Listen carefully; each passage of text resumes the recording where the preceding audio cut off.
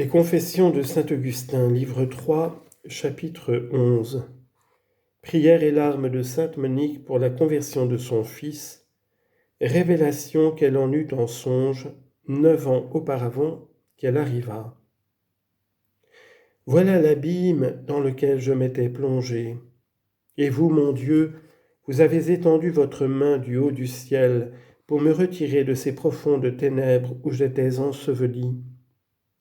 Ma mère cependant me pleurait avec une douleur plus sensible que les mères ne pleurent leurs enfants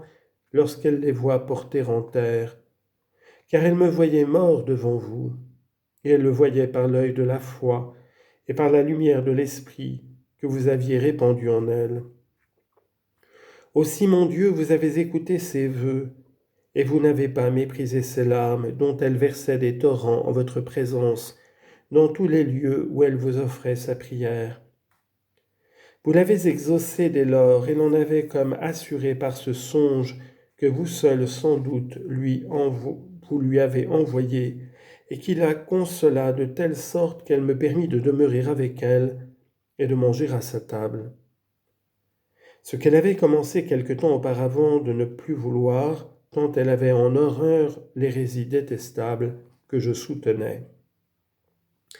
Il lui sembla donc qu'étant debout sur une longue règle de bois, et étant toute triste et tout accablée de douleur, elle vit venir à elle un jeune homme étincelant de lumière, qui, avec un visage gai et souriant, lui demanda le sujet de son affliction et de ses larmes continuelles.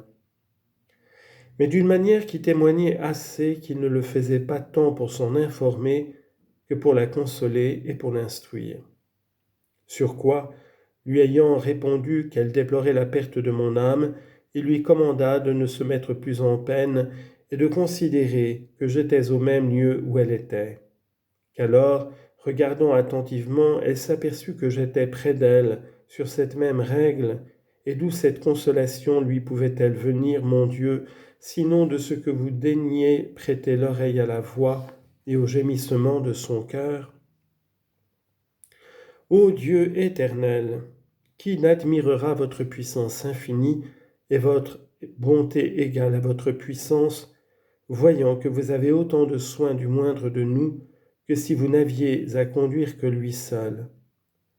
et que vous avez autant de soin de tous les hommes ensemble que de chaque homme en particulier.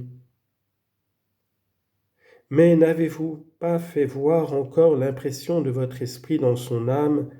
lorsque me racontant ce songe, comme je tâchais de l'interpréter à mon avantage, en lui disant qu'il lui marquait qu'elle pourrait être un jour de mon sentiment,